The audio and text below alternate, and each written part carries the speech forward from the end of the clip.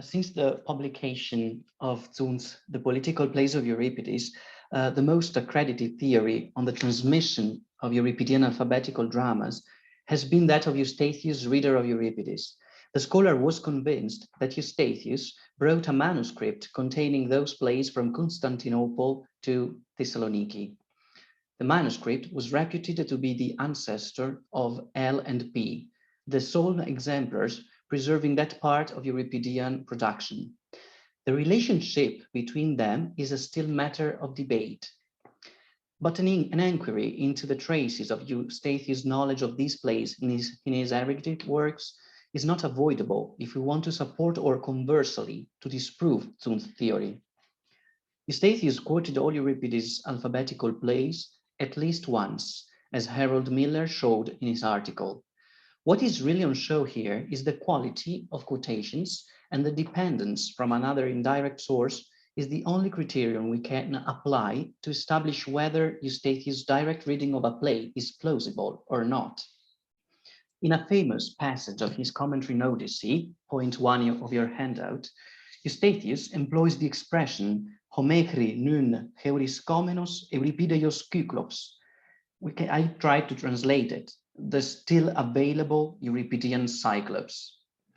The satire drama Cyclops is notoriously part of the alphabetical production, and Eustathius seems to be aware that it circulated in Byzantine libraries.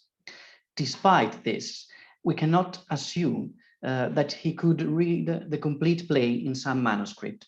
He quotes Euripidean Cyclops twice in his Homeric commentaries. For example, while commenting Homer Odyssey 320.2, a lie will he not utter, for he is wise indeed, he cites Euripides Cyclops 104. I know the man, the wheedling chatterer, Sisyphus' son. But in his explanation, he makes a reference to Aristophanes' Hogrammatikos. So the verse of Cyclops is the only passage of Euripidean extant production where the adjective drimus is attested, and the explicit mention of Aristophanes, the grammarian, confirms that this is a second-hand quote. The Archbishop was very proud of the presence of Aristophanes, the grammarian, in his library. That's why he mentions him. Again, he quotes Euripides Cyclops 136.3, Kai tyrosso pia sesti kai bos galen, there is cordal cheese and also cow's milk, while commenting Homer Odyssey 488. Any lack of cheese or of meat or of sweet milk. In his explanation, from his explanation, it is evident that he drew upon Athenaeus of Naucratis for his quotation, particularly on Athenaeus 14,658c.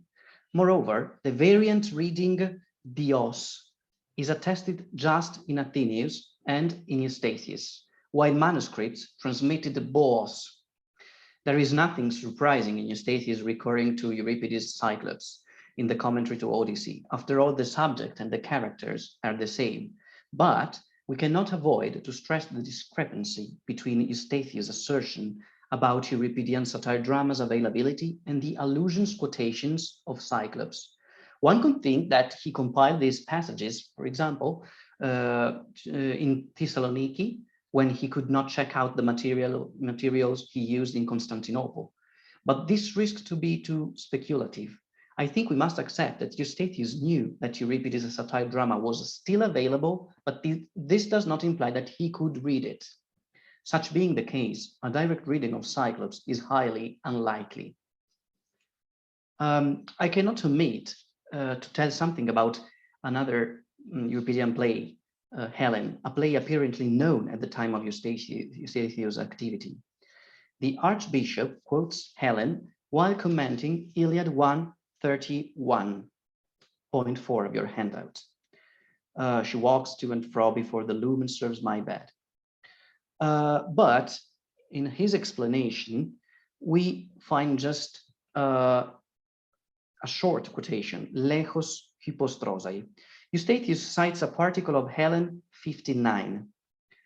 Ukelton hinam electru hypostrosotini, so that I would not go to bed with another man, from the Tragedies prologue, where Helen explains how she got Egypt. The article to hints to a literal quotation, but the transmitted text is not the same as the quoted one. The variant reading lechos and the infinitive hypostrosai affect the meter. We can observe that Eustathius' text does not agree with the source of L and P, and the partiality of the quotation is not in itself negligible. We cannot exclude neither that he used an indirect witness, nor that he consulted a complete text that diverged from the known manuscripts. The expression lechos hypostrosai could be a final tense after movement verb, and its meaning would be almost the same of hina me lectrypostrosoi tini. Maybe we must take into account that he did not intend to cite Euripides literally, just to allude or paraphrase it. To conclude, there is a clear affinity between epic text and tragedy from the point of view of literary contents, but the quotation is too problematic and calls into question Eustathius' direct reading of Helen.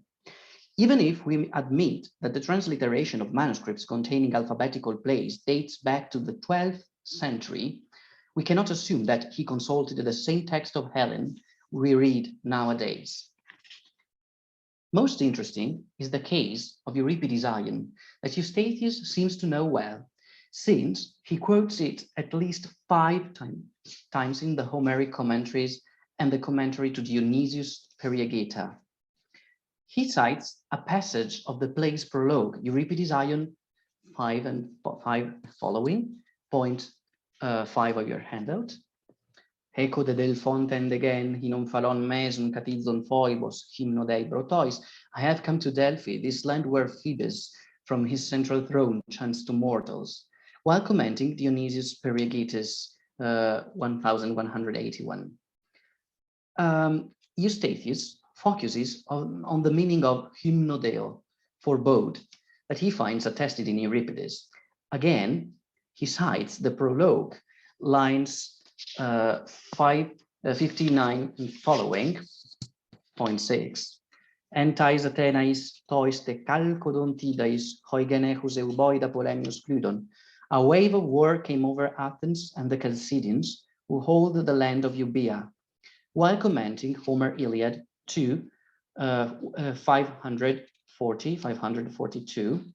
All these again had as leader Helphinor, scion of Ares, he that was son of Chalcodon and captain of the great souled Abantes, and with him followed the swift Abantes with hair long in the back. In his explanation, he cites part of those lines of Ion. The quotation is embodied in a geo-ethnographical annotation and contains a variant reading, Chalcodonti adais, attested just in Eustathius, because the direct manuscript tradition has Chalcodontidas, corrected by Triclinius with the Chalcodontidas, with the omega. But we cannot avoid to note that Eustathius read tois Athenaios instead of tais Athenais, and does not elide the verb echosin. I think we can easily explain these inaccuracies. The quotation is a shortened, and tois Athenaios could have been generated by the proximity of tois te Chalcodontiades, employed in its turn, because in Homer there is the patronymic Chalcodontiades, surely out of place in Euripides, because it would be contra metrum, and an ethnonym is rather suitable. So we have Chalcodontides. Both these quotations are not represented elsewhere by indirect tradition, and they do not give us particular elements to doubt that Eustathius read Ion. The same we can assert about Ion 74, Ion ad auton ctistorasiados chtonos, Ion, founder of the land of Asia, cited in the comment in Dionysius Periegetes 820.7 of your handout. This is not a literal quotation, just a reference, but it is very clear because this is another passage from the prologue of the tragedy. We do not know other witnesses, so we are probably allowed to say that Eustathius knew at least one part of the tragedy. Much more uncertain, the case of Ion 171.8, Mon hypotrincus eunaios, under the cornice, quoted in the commentary to Iliad 1, 436-439. Then they cast out the mooring stone and made fast the stern cables, and themselves went forth upon the shore of the sea. They brought forth the hecatomb before Apollo, who strikes from afar, and forth stepped also the daughter of Chrysis from the seafaring ship. You find always the commentary of Eustathius. Van der Valk thought that this passage contains a reference to Iphigenia in Taris 432, Eunaion, Pedalion, the guiding rudder. But Eustathius is too generic to draw conclusions. We can just observe that the commented epic lines have more affinity with the passage of Iphigenia in Taris, where ships are the subject as well. So I'm not able now to say if he was thinking about Ion or about that passage of Iphigenia in Taris. While commenting Iliad 2:12, Nungarken Eloi Polin Euruagian, since now he may take the broad-weight city of the Trojans, point 9 of your handout. Zeus sends Agamemnon, where Zeus sends Agamemnon the baneful dream. Eustathius quotes another passage of Euripides' Ion. He seems to refer, not to quote precisely, Ion 186, Uda Guiatides Therapeiae, and the worship of Apollo who guards the streets, though he adopts the Euripidean expression to the syntax of the phrase and transmits the wrong therapnas. The tragic passage is transmitted only by grammarians and lexicographers, and the generic efe de that Eustathius employs seems to confirm his dependence from indirect sources. Van der Valk is convinced that he took the quotation from Ilias Dionysius, but the Euripidean additamentum is perhaps to be attributed to the Archbishop's initiative. While commenting Iliad 266.10 of your handout, Taleron de oi ekpese dacru, a bitter tear fell from him. He makes references to other Euripidean passages.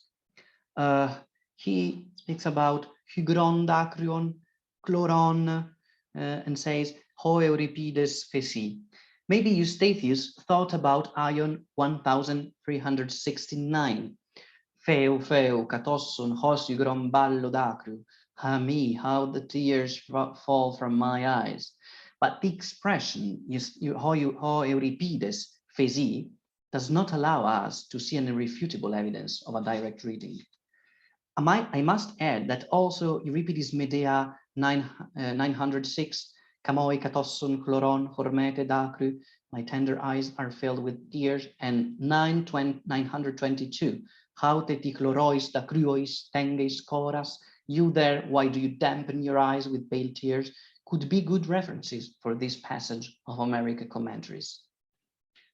On the whole, I think we must recognize the possibility that the Archbishop read Euripides' Ion in some manuscripts, since few quotations are not supported by other indirect witnesses.